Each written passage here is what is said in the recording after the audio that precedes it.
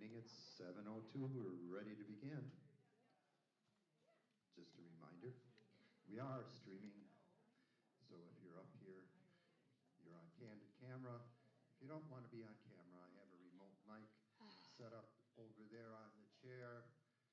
And if you have comments or something to say, please use it so the streaming persons can hear it. Yeah, Don't forget Yoda, contributions. My brother. And I think that's it. We're ready to roll. Do we have our MC? Hold on 1 second. Hold on 1 second. Hey, welcome everyone. Hello. New attendees, no. Some new faces again, though, or returners. I reached out to Tina, and she reached out to Kelly, who was supposed to be here tonight. And last time Kelly came, we also had bad weather. So we asked if she wanted to reschedule so she doesn't have to try and get back to Escanaba. So she chose to reschedule. So coming up in another Tuesday. I'm not sure. Did she say when? She was going to look at her schedule and talk to her campaign manager and get back to me. Okay. So Kelly is going to get back to Tina to reschedule for a future Tuesday. And then Jen, this is me. I had posted if there's anyone that can help me understand the Michigan budget, because I have no idea. I mean, I literally have no understanding whatsoever. And Jen said she could. So she is going to give us some budget basics. Come over here. And if you want to come over there, so that you can or can you see it from where you're at? It'll be much smaller. There's a chart. So I'm in what I have. So should I move this? I mean, literally. She's gonna do it right now. Yeah, she's gonna do it right now. Sorry. Let me see if I can get the video to work. Toward her? To show this. Okay. I don't know if I can. If not, maybe there's a way we can share. So Oscar, should I bring this over there? Or Move closer to the speaker. but will it? She's going to be talking though. Jen is going to be talking. Okay. We'll bring a microphone over there. Okay. I'll just grab the one from there.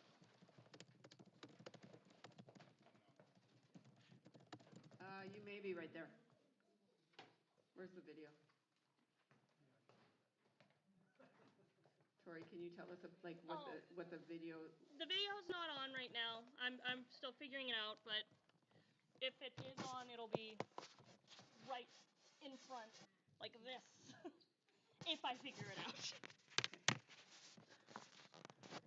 I'll make sure to block it before anybody gets in there.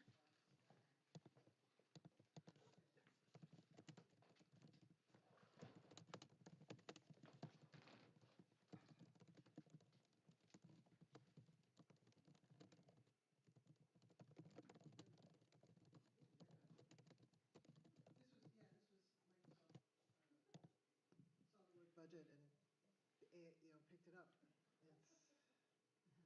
It's if only we had European. Okay. Oh, I'm sorry this didn't come out better. It's okay. Okay, so okay, my goal is to be done by 7:30. So. Do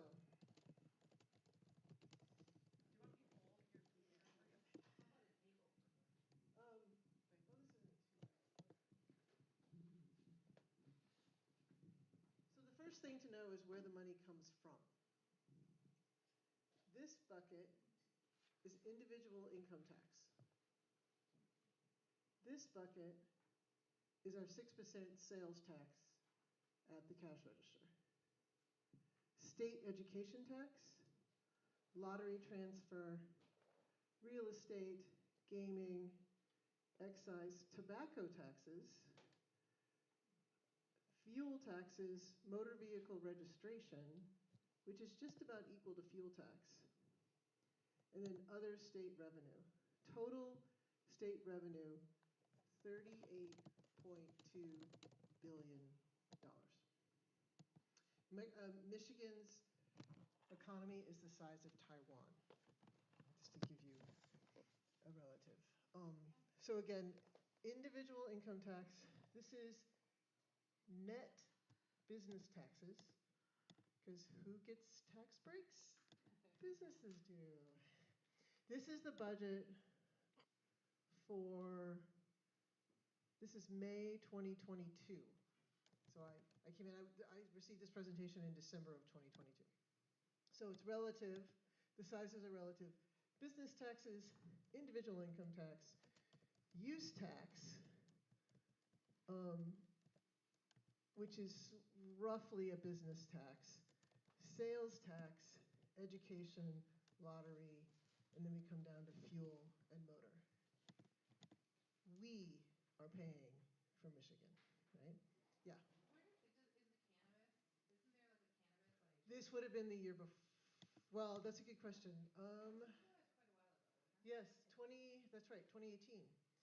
Mm-hmm. That money goes back to mostly goes back to the localities, or there's a chunk, because I was city commissioner for 2 terms, for 4 years. Because of the number of establishments we had, we received, I think the first year 300,000 and the second year 500,000. So that money mostly flows through the state and goes back down. And then, so there's dotted arrows, which you might be able to see moving from the income into the buckets of money so it's coming out of our pockets by this layout into these buckets and then into the next buckets. What this doesn't show are 2 things. Probably twice as much money as this is coming from the federal government. Social Security, Medicaid, there's state, there's a lot of money comes in for transportation and paying for the roads. There's just millions and millions of dollars that comes in from the federal government. This is just the state income right here. I'm going to get to the other pieces.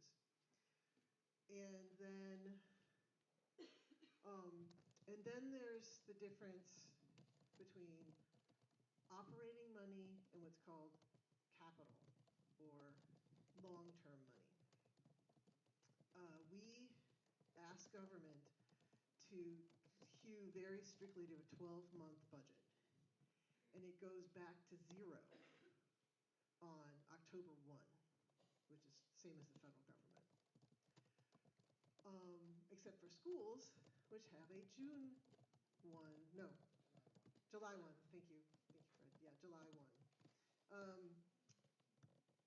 Because of the school year. And so there is money that has to be spent in those 12 months or it poof goes away. And then there is the money that can be carried over. And that takes an act of the legislature to move the money from one year to the next.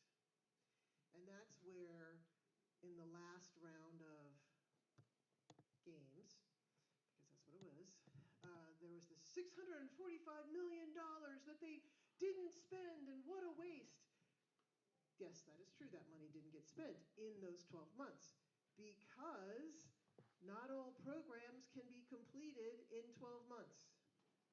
And weather happens, and this happens, and we have supply chain issues, and we have all kinds of reasons why money has to be, there's the 12-month budget, and then it cuts off, and then we have to do the continuation and a continuing resolution to move the money into the new 12 months. Also not shown in here. This is just bare bones. I'm good. Yep. Then come over here, where you can, and the colors are a little better. So we have the general fund, general purpose, up on top, the blue, 16,779, so that's 16 billion. School aid fund, now this says restricted funds. School aid fund, $17.5 billion. Which is coming from a whole bunch of places and all over the place to come into the school aid fund. We passed 2 budgets. One is the school budget, and then there's a budget for everything else. And that's in part because the money the state has, because of the laws that were passed in the 90s, and I'm sure Fred can do this better than I can too, but the way that to equalize that property taxes, if you pay higher property taxes, you're going to have better schools, because property tax is mostly what pays for schools. Also, that's important to understand. So when people say we need to get rid of property taxes because they're too high, what you are doing is unfunding your schools. I took municipal finance in graduate school. The reason that we want to have property taxes pay for schools at a very basic level is that you can see sales tax is a big number and income is a big number, but that, we have a depression and people stop buying things, but the value of property is going to generally hold. So there's a reason to have that work that way. And then, but because one neighborhood's property values are higher than another, the money goes up into the state and comes back down through a formula. And we fight a lot about what that formula looks like. Okay, that was probably a little bit too much in the weeds, I apologize, but there's enough teachers in the room. And it's just it's where a lot of our money goes. It goes up to the state and it comes back to the localities, either the local government or the school budget. Then we have, constitutional revenue sharing. That is where we're sending it back down to the local county government, city, township government. Transportation funds, healthcare related funds, and then other, which is $4.6 billion, and is just everything else. Then, appropriations by area. Health and Human Services is the big bucket. As is said about the federal government, the United States government is an insurance company with an army. If you've ever heard that phrase before, because Medicaid, Medicare, Social Security are the huge portion, and then we have the army. And then everything else is very small in relation to those 2 giant buckets. So we have healthcare funding up here, and then we have corrections, $2 billion in our prison system. I have thoughts about that, you can tell. State police, $553 million. Debt service, $300 million. We were actually very proud of this. You can see debt is this little line here versus everything else. We do not operate. And Michigan had, our rainy day fund, our money set aside was in the billions. And we put money into it when I served in 23. So we have also a healthy chunk of money just out there earning interest. This big guy is the school aid fund. The revenue sharing to communities, transportation, and then other budget. 11 departments fit in here. Attorney General, Great Lakes Energy, our environmental agencies, insurance, labor, regulatory affairs, treasury, judiciary, executive office. All of it's down here. Is there any way we can get a copy of that?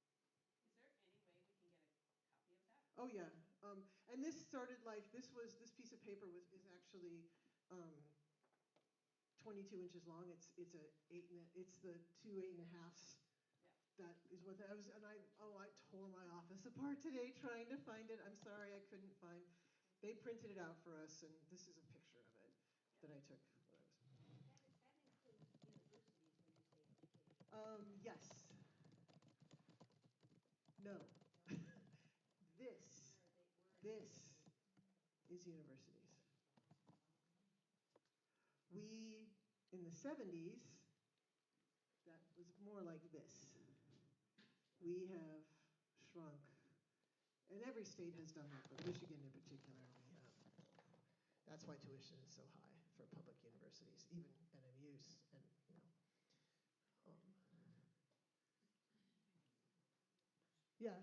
community colleges, college operations, retirement is 450. State police is 550. Debt service is 330. Just relative. And that's all this stuff is often. It's not the total number. It's not like the number. It's more like in relation to what. That's where you see where your priorities are, right? And again, we would say this over and over. Your budget is your priorities. Where are you putting your money? Did this get darker? Was that me? No? Okay. Yeah, so, and then there's a website too where this is. And so they do this every year. So this is just the one I could find the picture of. But there's one done just like this every year that we could pull up. Okay. Is it public? Yeah, this is public. Well, House Fiscal, so you see it's House Fiscal up there.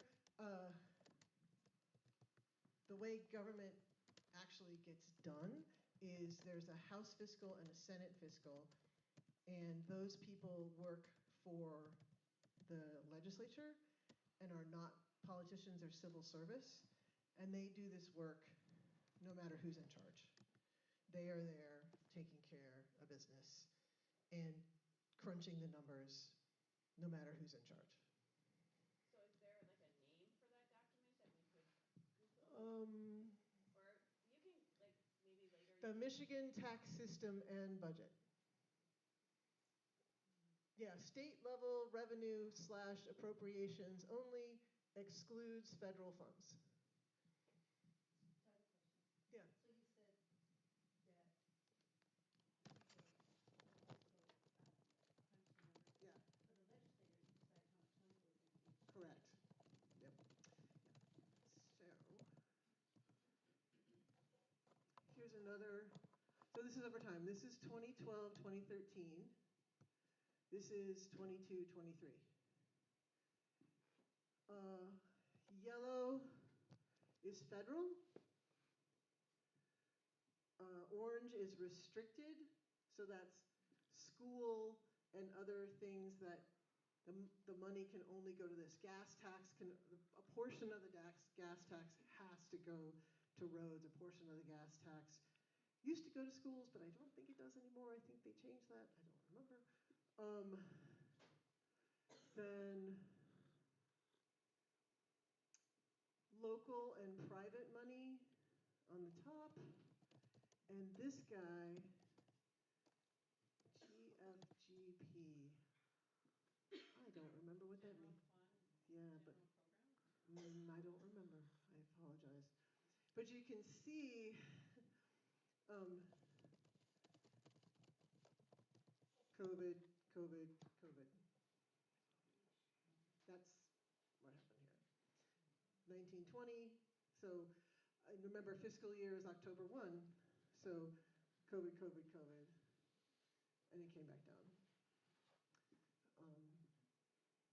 And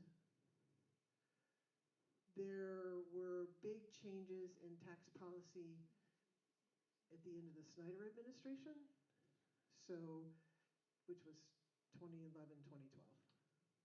So we're basically living in the tax system that the Snyder administration set up. We didn't change it much when we had the trifecta because we only had one vote, majority in the House and the Senate. We just didn't have the votes to make many changes. So we really are living under the Snyder administration's tax system. Interesting. Yeah. Did you want to change it? Yes. Yes, we did. And the big one of the big ones being that we have a flat tax on income. Our income tax would be even more if we had a graduated income tax. So that the people who And that's why there's the ballot initiative that anyone who has a revenue income of over 500,000, you're going to pay a little bit more on the money you make over $500,000. Or state low income filer. Thank you. And that would raise $2 billion more, I believe, right? About $1 billion. Was it $1 billion? Yeah, I think that's close. 1 billion, 2 billion, you know, but Lots of money. lots of money to put towards things. Okay.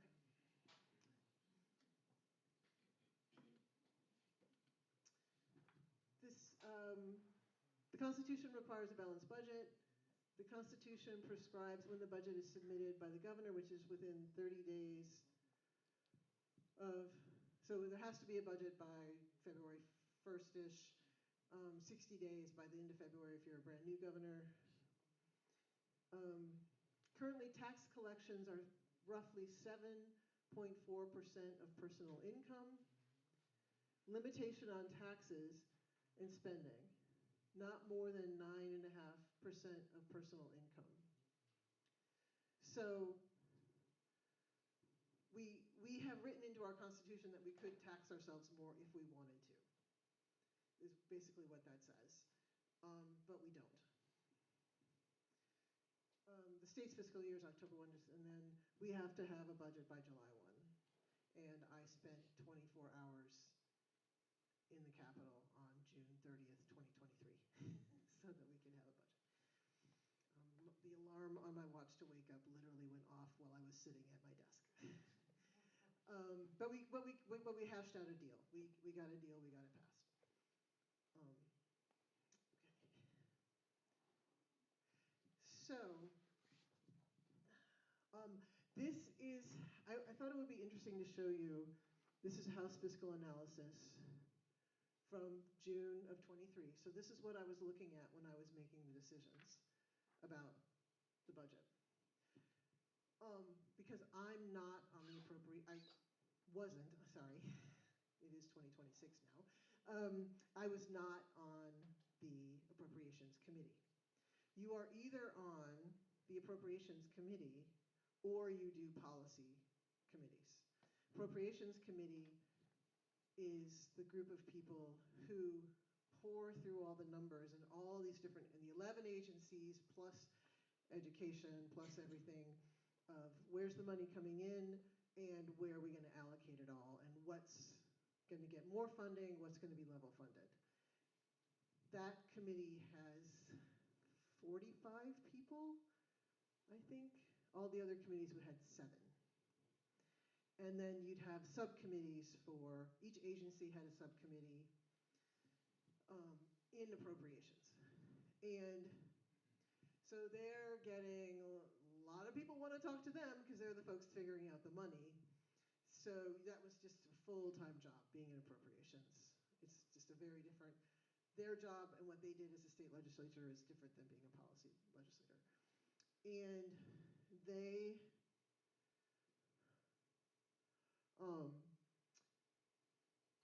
figure out, so you'll see it says executive, House, Senate. Executive is the governor's office. So the governor, in Michigan Constitution, the governor proposes the budget. In federal government, Congress proposes the budget, right? Although the president also has a budget. And then, so we have a conference committee where the 3 parties, the House, the Senate, and the executive, decide what is the final number going to be. Because we vote, since the Snyder administration, there's only the 2 budgets, the omnibus and the school. Now, when we had each agency go through and do their own budget, my understanding is there was a lot more horse trading and a lot of different things could happen, but we haven't had that now since 2011. It's another interesting way of having a conversation about what our priorities are. But I got 2 votes on the budget, and that was it. The House and the Senate often did not agree, even when we had the same party in charge. And there was a lot of fighting between the Senate and the House, I'm sad to say. So this is revenue sharing, which was near and dear to my heart. Like, I was really trying to get, the state has been pulling, not giving the local county and state county and local government the money that they deserve out of the tax revenue based on the formulas that we passed in the 90s. They're hundreds of millions of dollars short over time. So executive includes a net increase of 44.9 million out of the restricted sales tax revenue, and then for non-public safety payments, a CVT, City Village Township would be eligible for like blah blah blah blah blah. But this is what the appropriations committee is like. They understand these formulas. They're understanding what all this means.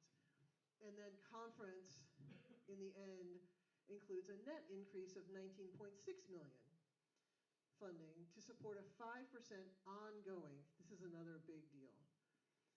We do it for these 12 months, or do we promise to do it every year going forward? Well, that often includes inflation, that includes cost of living increases for your staff, and that is why we don't have pensions for our corrections officers. Just to bring it back to terms that were very important to this district, because we have 3 prisons in the 109th. People were very worried about, well, how much is that going to cost in 5 years? If we increased revenue, it wouldn't matter as much, but that's where we were. So there's what you're doing in the 12 months, but then you can also commit to doing it every year thereafter. So prior to them not having, they did have a pension at one time, that was taken away, right? Yes. Where did they get the money when they had it? Pensions are self-funding, so people are putting them, the current people are paying the people who retired's pensions, right? So now we're in this position where people are getting pensions and they're living longer and there's no money coming in, and so we're having to pay it out of our general fund, which is also a huge problem. Yeah? How were you chosen to serve on the appropriations committee? I had to fill out a job application, basically. I asked to be on appropriations, Okay. and they're like, no, honey, you're way too new. We're putting you on policy. No. I'm like, the UP should be on appropriations. Is that a battleground for parties? Oh, yeah. Okay. And it's a battleground within the parties, too. I mean, All right. it's a big, and the person who's chair of appropriations is as powerful as the governor, really, in these negotiations. So right now, it's a woman named Ann Bolin. And so she and she's a Republican, because Republicans have the majority in the House. And then in the Senate, it's a woman named Sarah Anthony, who represents down near Lansing, who's very committed to supporting people, I can tell you. And so they had a big, and then the governor and her team, and they're fighting it out. So I don't know. That is how I started my job. Is I was given that information. I want to show you 2 other things that have to do with how much money we are raising each year. But that is what I was told when I started. It was literally, those were the slides that were given to me. And so, which is kind of scary, right? Like, wow, wouldn't you want to know more? So we ended up, a bunch of us pushed to get department level presentations to our caucus, which we then got to better understand what needs were and what was going on. But so the fights about, well, how could they pull $645 million out of the budget? Well, the Attorney General said, no, you can't. No, you can't. You have to go through that reconciliation process. House, no. One committee does not get to do this, especially because, again, most of that $645 million was just money that had been allocated and just not spent yet. We're going to spend it the next year, but that's a way. Not waste, fraud, and abuse? Maybe? same time, the Michigan Economic Development Corporation was getting $50 million chunks of money for projects that may or may not have happened. So I helped Billerud get, oh goodness, $30 million? I think, sorry, I don't remember. Too much has happened. It was my first day on the job. I am on a Zoom call with people here sitting in Lansing. I've just opened my computer and I'm zooming in with people from the UP, people from Sweden, people from Escanaba. Like, what are we going to do about the Billerud paper plant? And how to make sure it stays operational? Because there was a threat that they were going to invest in a Wisconsin plant instead of in the Escanaba plant.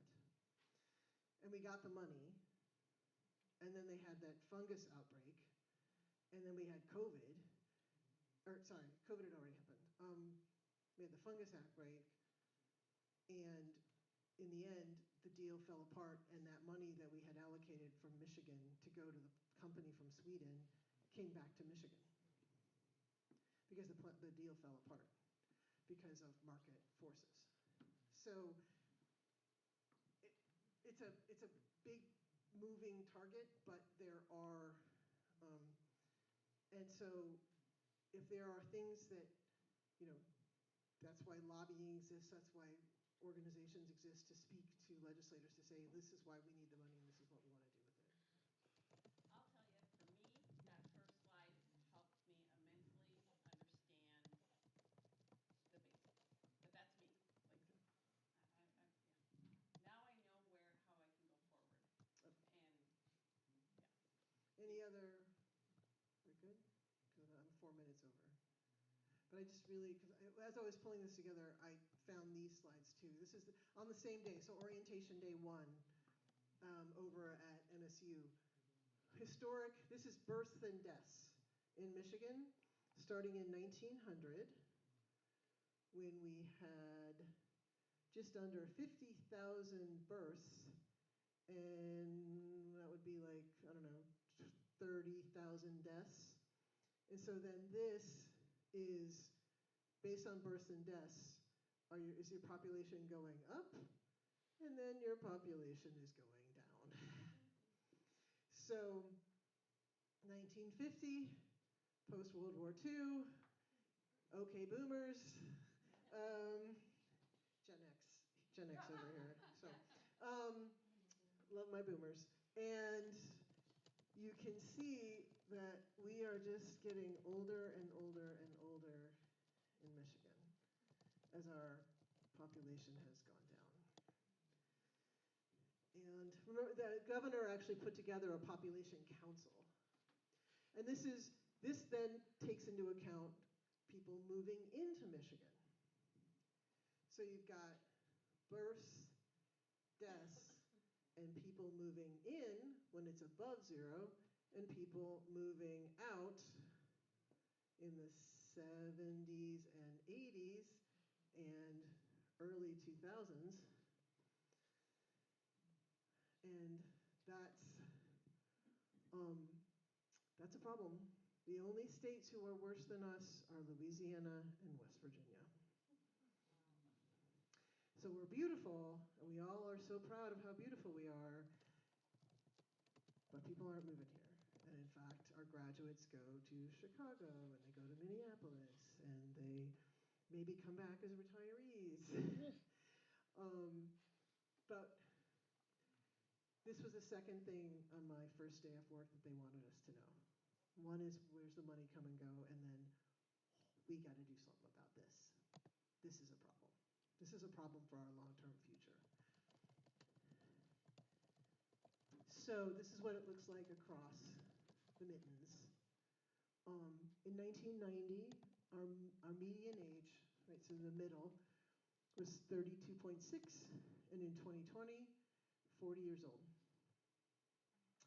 Which is, you're starting to get above childbearing age, and all, it's just, where percent of population 65 and over in 1990 was 12%, in 2020 it was 18%. So our money is coming from the federal government, from Social Security, and it's coming from Medicare and Medicaid. once you hit that magic 65, and who's paying for your health care? It's the federal government.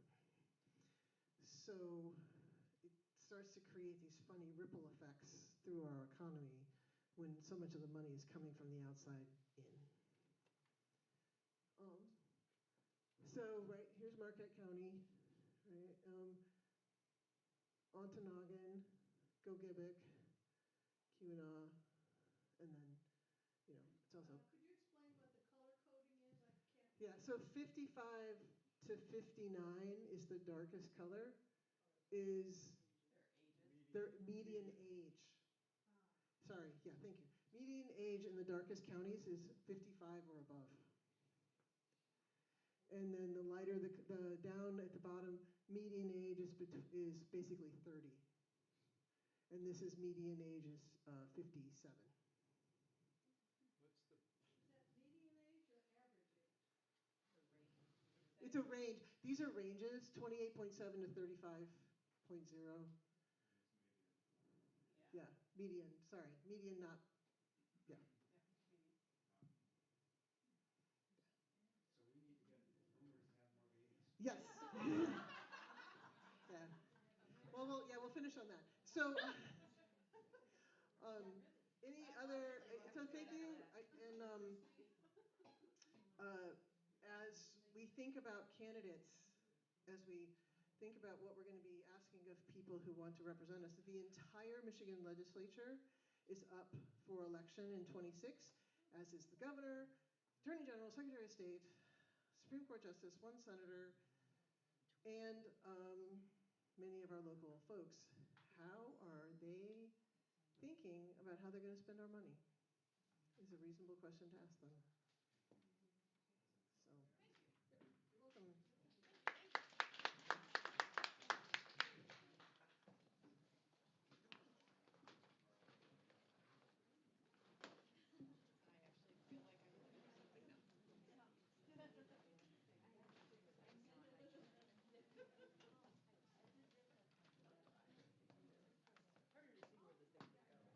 I actually feel like I'm looking for something now. Oh, we filled up. Welcome everyone you weren't here when we got started. Action items are the same. Room at the end. I'm doing one tomorrow morning, my first shift, 7:30 in the morning tomorrow. You're welcome. And I did confirm with Oksana, and again, she's not absolutely positively sure about the senior food commodity, but she is tentatively thinking it would be February 17th. If it is something you're interested in, I do still have some of the background check paperwork. Faith, did you want to talk quickly? I have it under updates from past events because it's rescheduled. Do you want to say anything? Quickly. Sure. I'll be quick.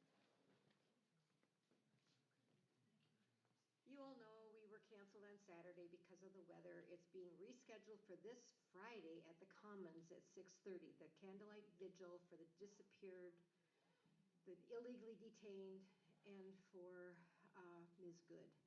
So that's happening this Friday at the Commons, and there will be refreshments inside. I would like to have a couple people who could do refreshments, light snacks, nothing fancy, and coffee and hot chocolate. We have most of that. We just need someone to kind of man a couple tables inside the thing. So that will be a table after Talk to Me. And then Deb White is working on a project for her speech at the, there you are. And if you could help her with a few items that would help her put out our message that we want to say. So that's it. Thanks. That'd be another table or right with us. So you need help with words? Lots of words. So yes, we're need, people who can help with letter writing and things. Brad has put out for LSRI, we have a list of demands.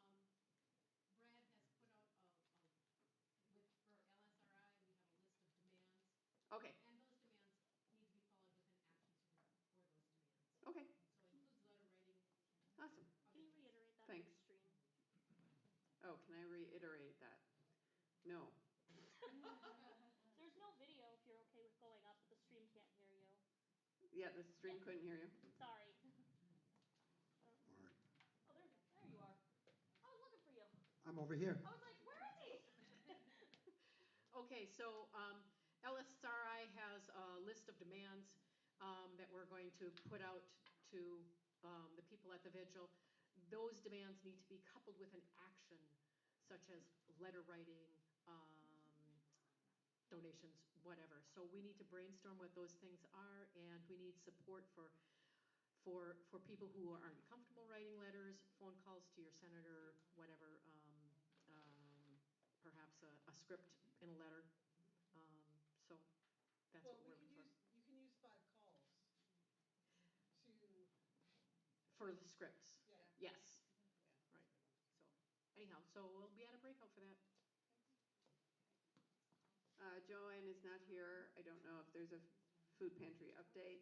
Rush hour resistance was today, right? 21 people. 21 people in Marquette. Do we know if Ishpring or anyone? Okay. They could use some more support. Yes. More support, yep. Yes. Everybody getting the LSRI newsletter. So the question is, if you're getting the LSRI newsletter, which is a Substack, is that coming out on a specific day or anything that we should be looking for? We've been trying for twice a month, but it's been coming out a lot more. Okay. Because there's been a lot going on. So the goal was twice a month, but it is coming out more often. Check your spam. That also, please spread the word. There are people that are not getting these notes. Yoopers Unite, please check spam, because we did start using sender.net to send it out. And if you're not getting them, let us know so we can get you on there. The Yoopers Unite are very limited. It's basically when I get the agenda or the notes done, and then periodically something else. Tori, do you know if Amanda, last week we were working on the Ukraine 4-year anniversary. She was kind of in charge. Do you know anything?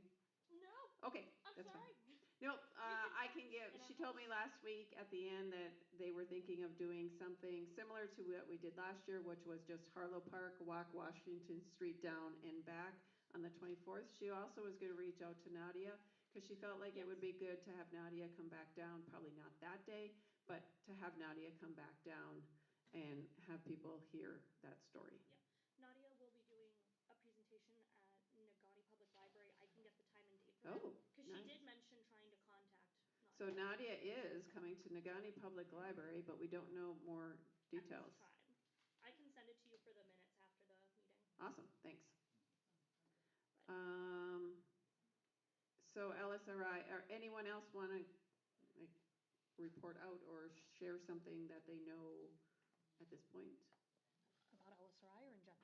In general, Okay. Yeah, doesn't matter.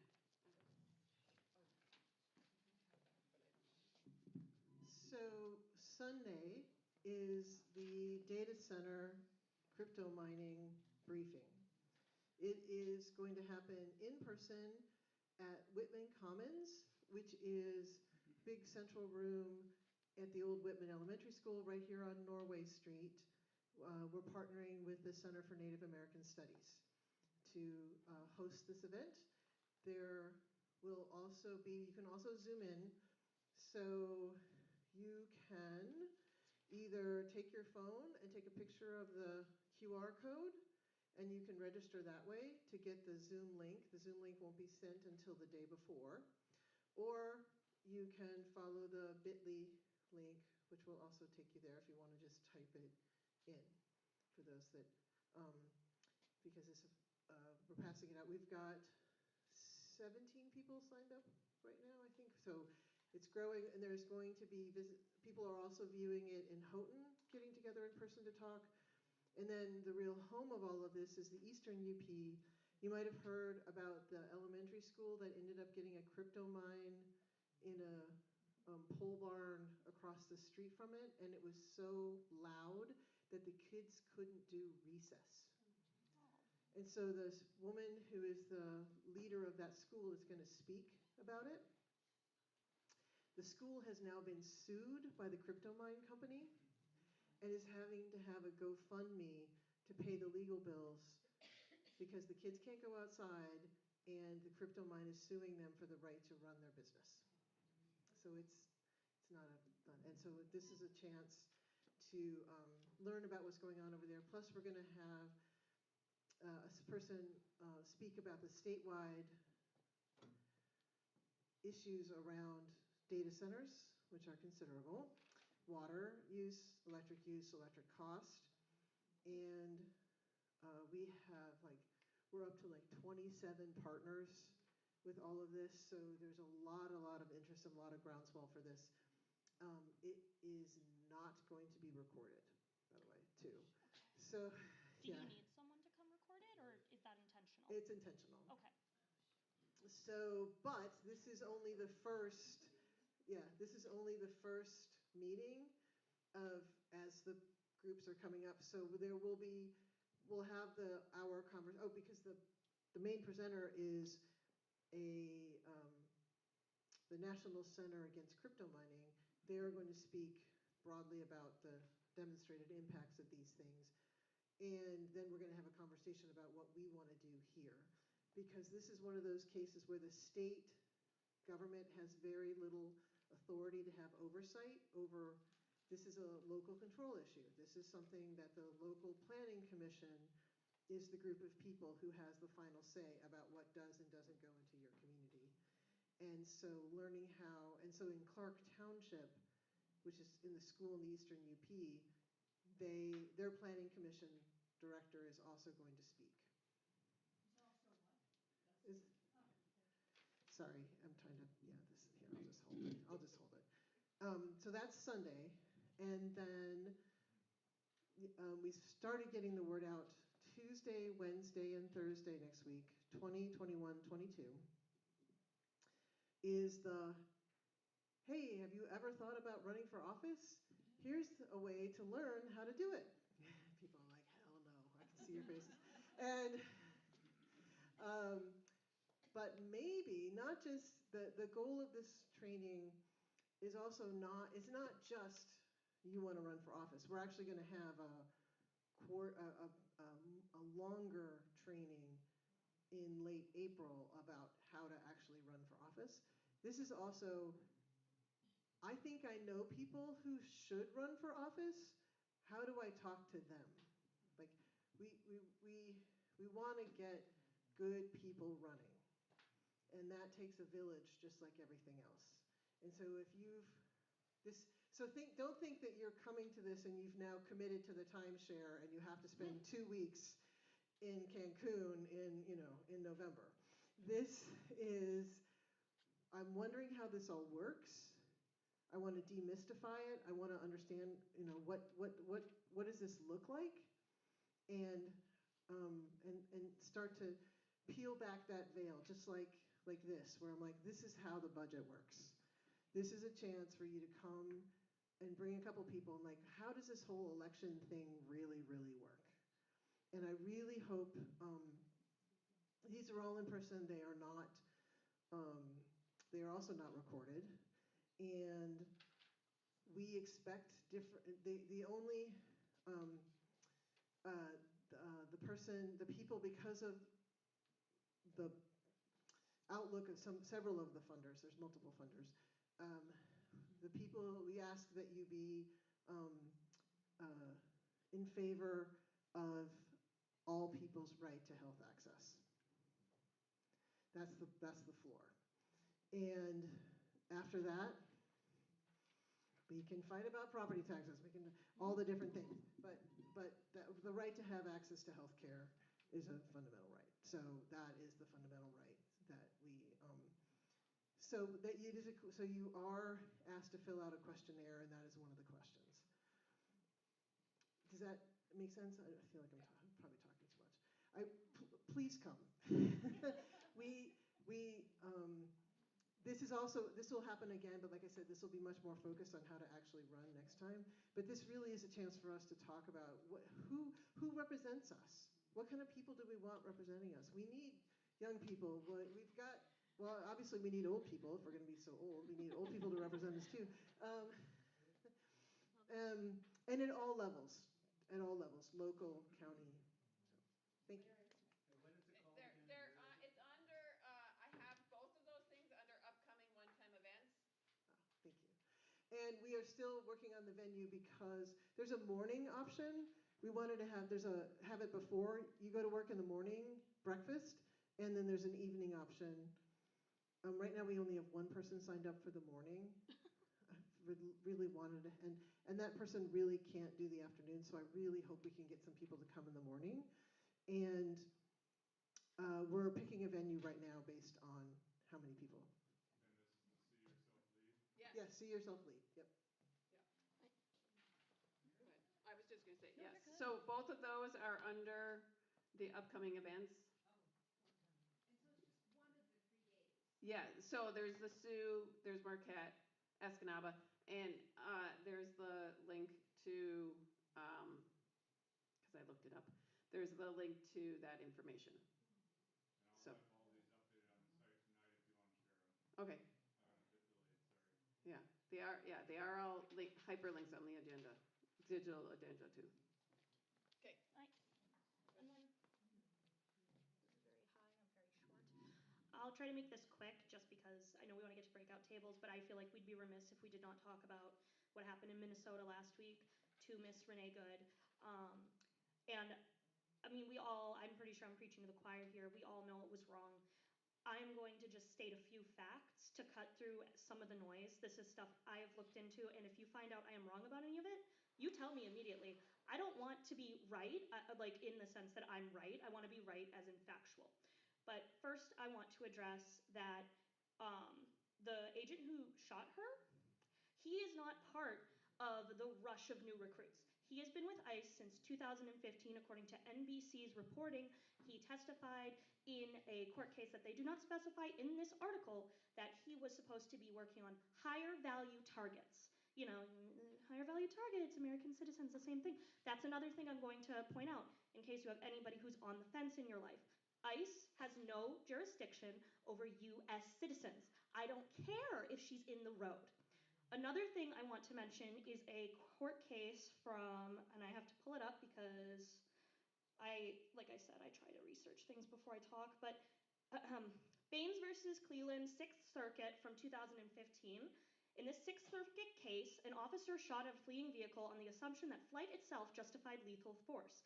The court disagreed, reiterating that flight alone does not equal imminent threat.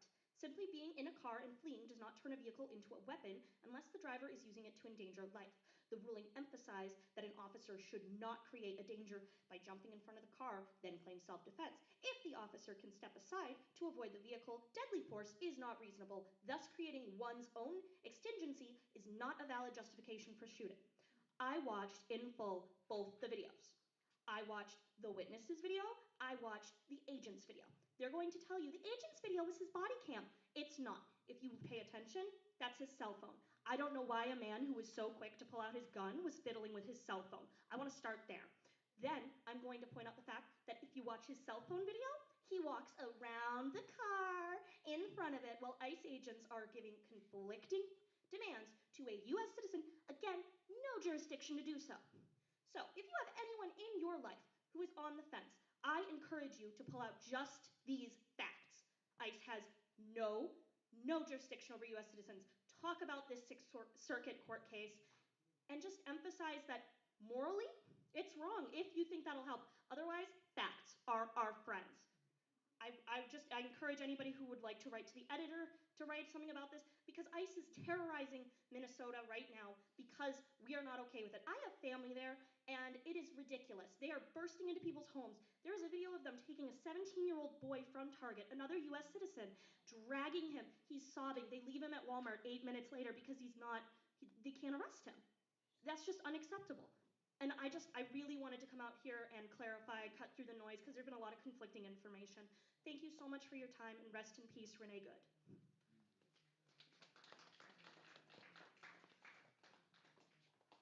Anyone else? Oh, yeah, me too. No, doesn't matter.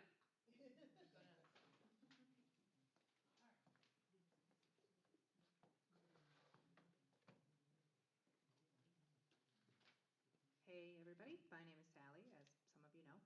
Um, I think we're doing a really, really great job doing protests, and I think that the energy is there, and I think we should keep it up. And I am really, really appreciative to be a part of this group who has shown up and shown out time and time again. So big kudos to that. Um, I have been having a really hard time keeping hope alive lately within myself. And I did take some inspiration last week from the talk about Epiphany, which I appreciated. And that same night, I was listening to a podcast where one of the guests was Raphael Warnock, who is a Democratic representative of Georgia. And he had said that this administration is weaponizing despair. Um, and I find that to be really, really true, and I am certainly a victim of that. So with that, I wanted to start looking into some other options of action. So one thing that I was thinking about, economic action, which has been mentioned within the Discord chats before. So, federal income taxes, perhaps claiming exemptions rather than continuing to pay federal taxes. Um, Personally, I don't know really how that works.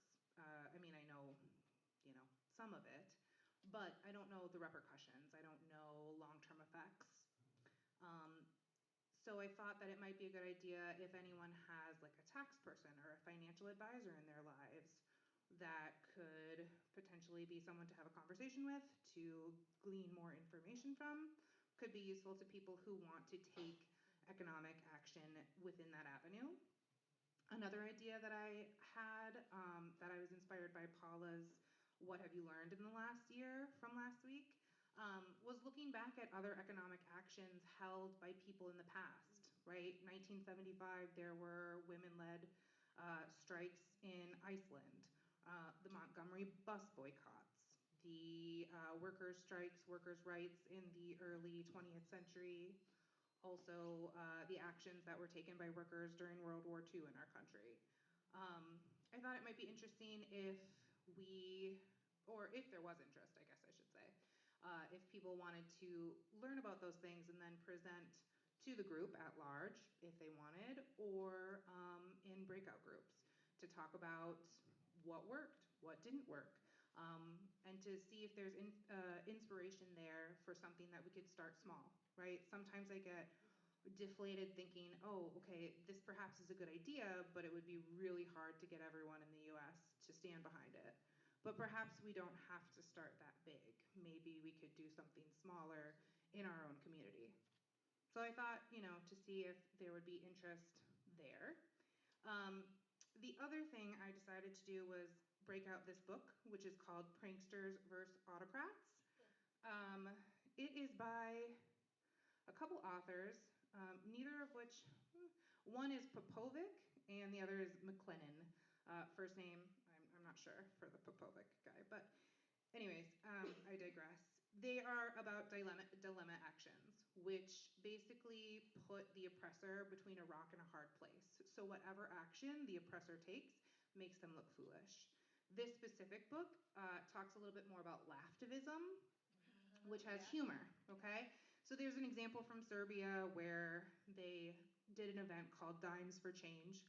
They had a big steel drum with a picture of the Serbian dictator on it, and people could put a dime in a box and then hit this steel drum with sticks.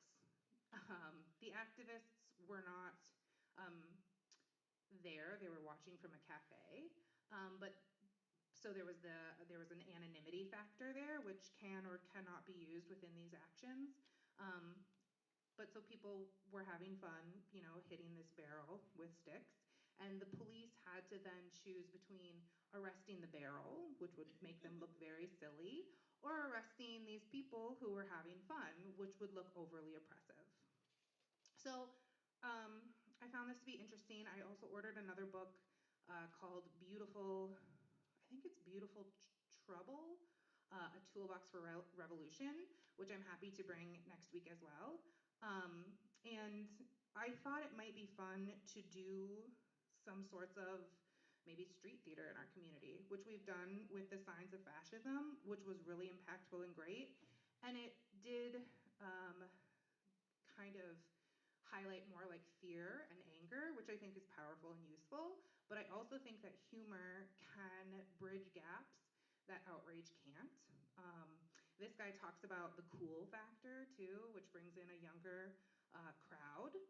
So I wanted to gauge interest to see if this is something we might be, you know, interested in pursuing, brainstorming. I did rewrite an entire song to Yankee Doodle Dandy about Donald Trump and his ridiculousness. I'm not prepared to perform it right now. But I did make some copies. And if we do want to do a smaller group, I may be able to do it at that point. Everybody just crowd your table. Yeah. But so anyways, I just wanted to kind of bring up those options to see if there was interest in doing any of those things, just in trying to keep hope and inspiration alive. All tools are good Yes, tools. I'd be Yes. interested, Woo. and also How many copies do you have? Oh, one second. where did you get those books? This book, you know what? I found that eBay is really great because it has cheaper books for free shipping. So I would imagine that I got this from eBay. And then the beautiful, I think it's Beautiful Trouble, but Is it good trouble? no, I'm pretty positive it's Beautiful Trouble. I'm gonna look right now in my past purchases. But I got that at eBay as well. I'm not gonna do that. I love over-the-top sarcastic humor. Nice. Yeah, there is some of that in here. Yeah. Talking about, So we'll have a breakout. Yeah, and if I mean, it does sound like there's some other events that might be happening within the week. So if this breakout needs to be postponed to like next week, that's totally fine too. I think it can be, I mean, isn't that where some of the Portland frogs came from? Yes, exactly. That sort of stuff, Yeah. right? Like making the people look absolutely ridiculous, arresting frogs and unicorns, right? Stuff like that. And the amount of copies I have of the Yankee Doodle Dandy, probably be about 4 copies. But I can. Say 4 of us could probably sing it. Yeah, I think it would be fun to do some street theater where we like perform and sing it. Oh, let's have a whole choir. Sure. Oh, well, and also I know that Tina had mentioned the singing grannies before. I think it would be great to, you know, be kind of jesters every once in a while. Like it's serious, but at the same time, humor can cut through a lot of stuff and unite a lot of people. So, thank you. Thank you, Sally.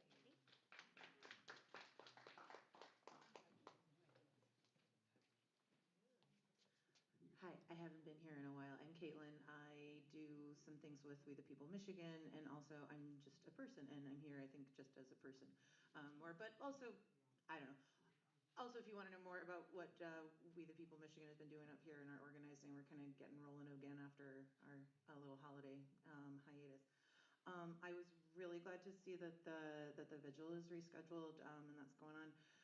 I guess like part of why I was coming here tonight is I was hoping that there's some folks interested in talking about what happens after this. How do we keep that going and move from just opposing ICE to actually resisting ICE, resisting these kinds of fascist things too in our community? And our organizing, I think, in the last year, everything that this group has done and that we've seen here, it needs to look a lot different up here than it does in a lot of the bigger cities, because we're just dealing with a different situation, how we're spread out, that actions look different or take a different form and need a different form.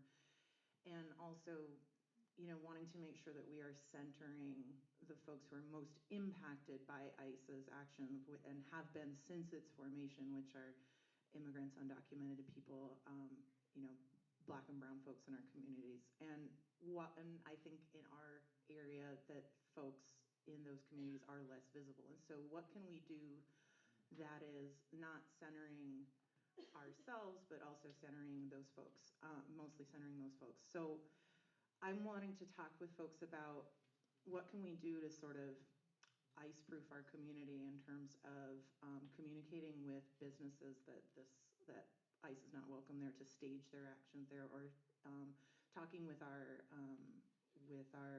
city commission, with our counties as well, to put in place protective measures, sanctuary policies. I know that seems like a heavy lift, and I think we can do it. And so when hoping to talk to some folks or people who might be interested in strategizing with how do we keep doing that? How do we take this momentum and this anger that people are feeling and say, okay, this has been going on. Like, this is not the first person murdered by ICE. This is not, certainly not, there's many more people who have died in ICE custody just in the last year. And so, yeah, I'm hoping during the breakout session that we can, if there's other folks who are interested in, you know, building on the signs and stuff that I've seen, like in Chicago, that businesses put in the windows to just say, like, where they stand. Yeah. Thank you. Thank you. Which brings up, I can't remember now who it was, but someone was asking about if we need to revisit our local law enforcement and ask about their stance regarding ICE. We had a group that spoke with Zybert early, but who else was it? Brought it up again. Oh, thank you. I knew someone. We couldn't remember who actually went there the first. Susan? Do we have any information on what? Judy Kitchen went. Judy? Okay, I'm still in conversation with Judy, so I can reach out to Judy and I think Barb Coleman did too. and Barb. Yeah, I just actually had coffee with them yesterday. So I'll ask them, and because it does seem like time to go back and say, now, are you still, what's your stance now? Is it the same as it was in the past? And in the past, I don't want to speak completely because I don't know exactly what was said, but Zybert was not, right? He was not for ICE coming in. Right. So that's where he was, and we want to make sure that that's where we stay. Yes. Does anyone have any idea, do we have an undocumented population here? Yes. Yes. Yes, we do. Do we have undocumented population here? Yes, we do. Has anyone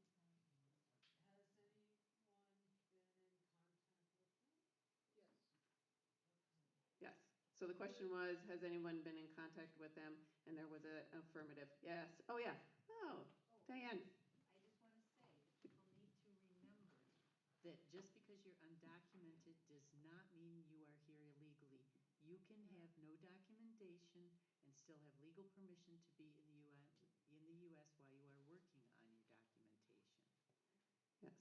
They are throwing all of them into they're illegal. Yep. They're not. It's the system that's broken. Yes. And it takes decades. Oh, She's got, Oscar.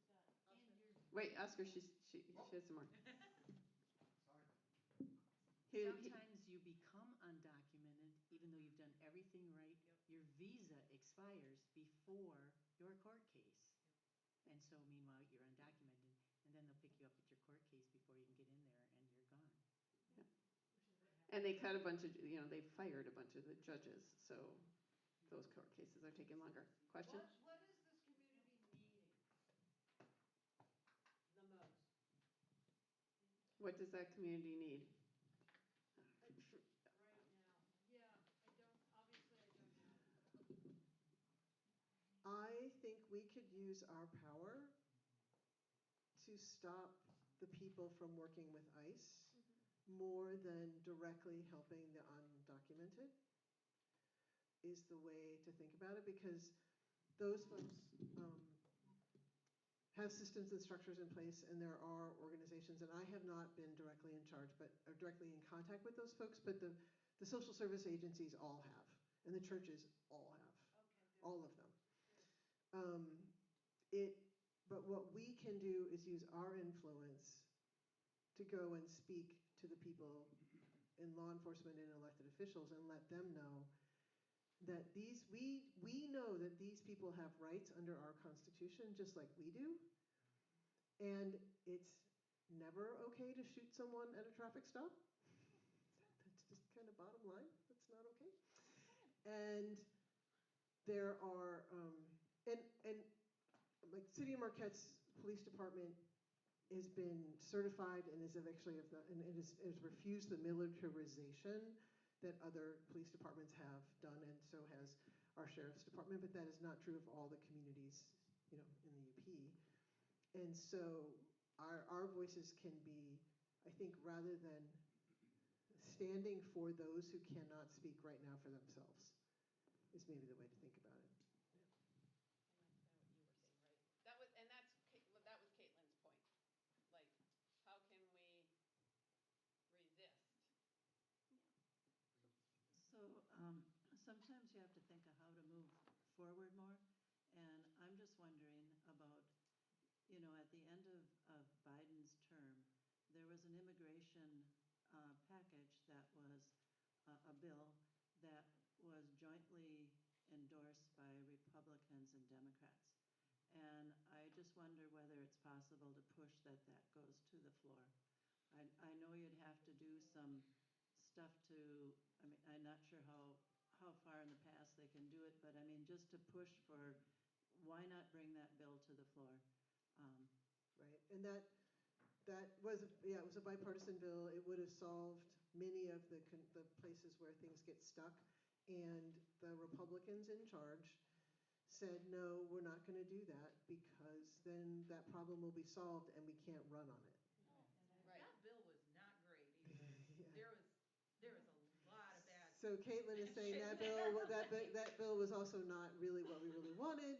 No, not what we wanted. More border militarization, What more money. exactly was the bill? Well, it's complicated. But I think, and again, this where the national level stuff so something else that's bubbling up that is not quite ready for full announcement yet, but in the spring, all the indivisibles in the Michigan House 1 are going to have primary candidate forums. So all the Republicans and all the Democrats that are running to replace for Bergman's seat, including right now Bergman,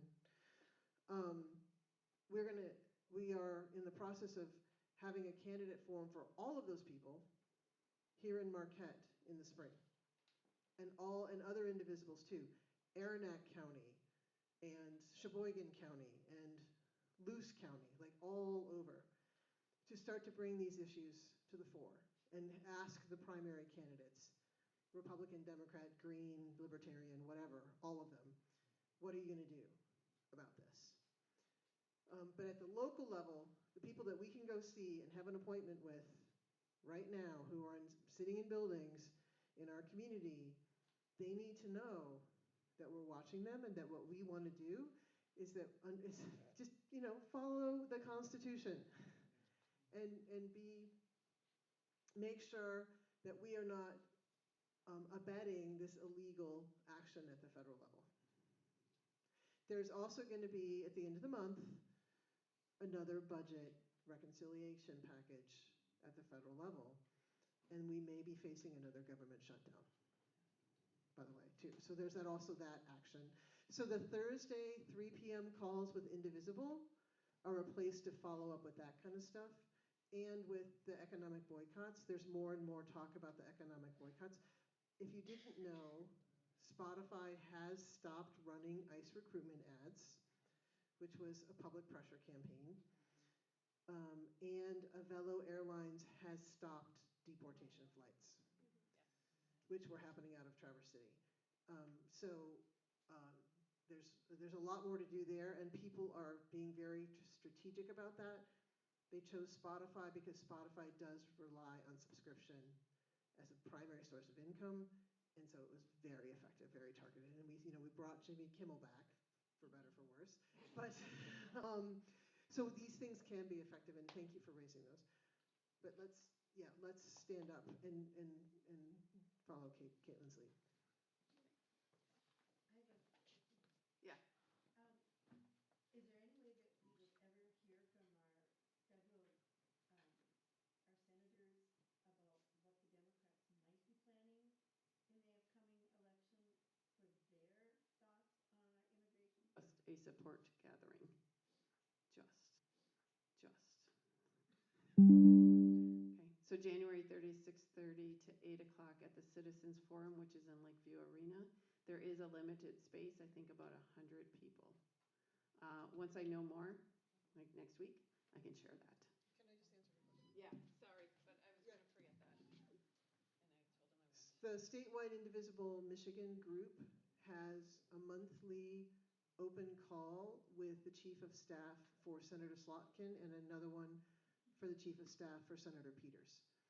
So through this, and that's this. So they have a website. It's SWIM, Statewide Indivisible Michigan, and then you can be part of that conversation with the senator's chief of staff as a way to have. That's how we're currently having that conversation with Slotkin and Peters, and then the Democratic representatives available, and you could call their office and talk to them. It's a little different because, of course, you're not a direct constituent, but you can say, hey, I have, Bergman's my rep, and they'll be happy to talk to you. Yeah. Watching time, we gotta, Yeah, no. we're running. Real quick clarification on the Spotify thing. That's because their contract with ICE to advertise ended. We need to keep an eye on them still to make sure they don't go back to it and accept a beautiful little contract, because corporations love to be like, we fixed it, and then be like, just kidding. So, just so you know. Thank you. All right, we have a lot of breakouts, and I don't know if we can do them all. But we do know that we need some help planning. So me prioritizing, we need help with this Friday, because that's happening this Friday. Not that they're not all important, but that's what they're trying to do to us, right? Flood the zone. Yeah, they're trying to flood us. Candlelight vigil, we need help with snacks and refreshments. Yes, so the Candlelight Vigil needs some help with their planning and getting people to help in those kinds of things. Okay, so then what else do we want to do? Because there were other ideas. Then there's Sally's idea. There is also the more conversation about ICE and how to resist ICE, which Caitlin can do that. Okay. What other, is there any others? Or was it, okay. So to me, that sounds like it. So Sally's table, we got to split up a little bit. Sally, well, yeah.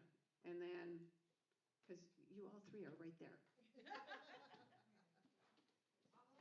Okay, so Sally's follow Sally if you're interested in like humor. By the way, if you haven't followed Charlie Barron's, he has a great one, and it says, "What was your question again?" And it's all about his ADHD, but he ends up just totally going on the AIs, on the crypto. Right? BERENS.